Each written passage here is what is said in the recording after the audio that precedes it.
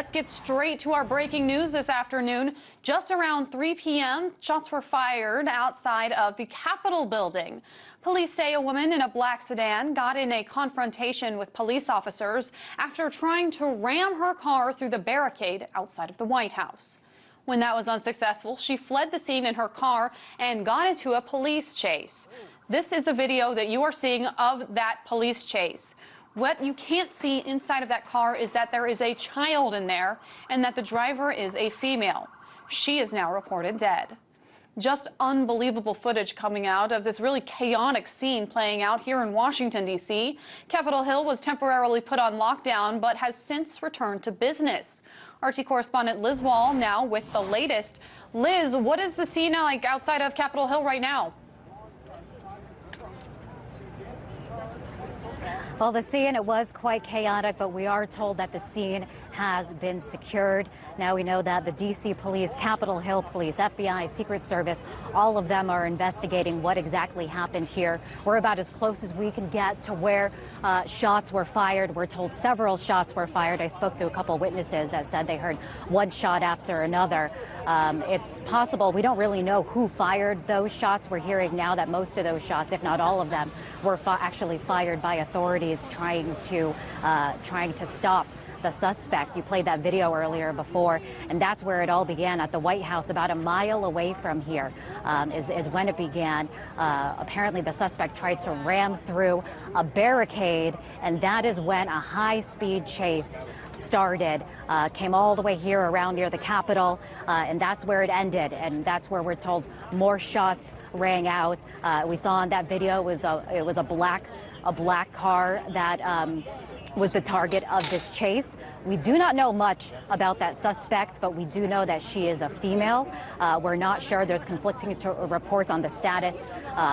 We're going to hear, there's actually a press conference that's going to be underway pretty soon where we should be learning more details. We're told that there was a child inside of that vehicle, but that child is okay. We're told, we're not sure how many people have been hurt, how many people injured. We know that at least one person has been injured, and that person is a police officer. So we are told, though, that this is an isolated incident. It's not terrorism related, and at the moment, the scene has been secured. Megan.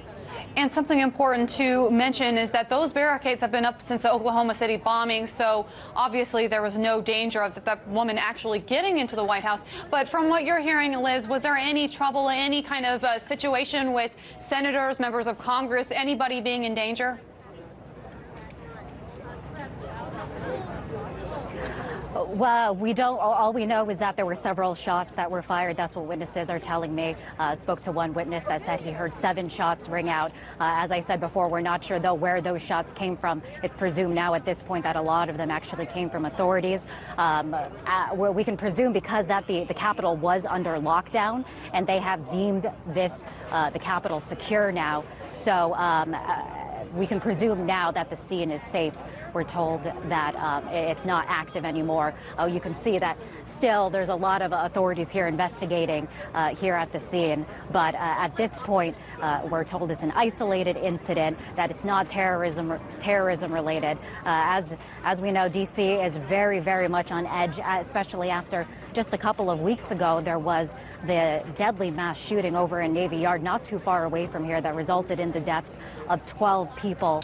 So that is still fresh in the minds of many people here in D.C. Of course, it's a tense time in that building over there with a government shutdown underway, with the House and Senate unable to agree on a deal, on a budget deal. So a very tense time with this government shutdown underway. It's unclear, though, what the motive is. We don't know much about the suspect, except that she is female, that there was a child inside of that car. We don't know what a motive. Hopefully we'll be learning more and more details as they're released to us, Megan. And obviously this is a very popular place to be in the District of Columbia. Lots of people come here to visit for tourism reasons, so obviously there was a lot of witnesses. We do have the testimony of one witness to go ahead and listen to right now. Just, swarms of police converging on the Capitol after that. What was going through your mind when this was happening? I was thinking about the Navy Yard because I work near there, so and it was like it reminded me of that. So obviously, Liz, this is very scary. As you mentioned, it comes just a couple of short weeks after that Navy Yard shooting. So what else can we expect to hear from this press conference that's coming up in just about a half an hour here? I think at this press conference, we're expected to hear more details. As I mentioned, there's a lot of things that are up in the air. We know that shots were fired. Hopefully, we'll learn more as to who fired those shots, how many people have been injured, the status of the suspect and any of those injured, the status of that police officer that is reported to have been wounded during this ordeal. So we should be learning more, Megan, as more details come out, but still unfolding as we speak right now. It is a very lucky situation and a very lucky day when you can report that there are no victims injured at this point, or I should say dead. There is that one police officer who is at the hospital right now. RT correspondent Liz Wall bringing us that breaking news from Capitol Hill. Thank you so much.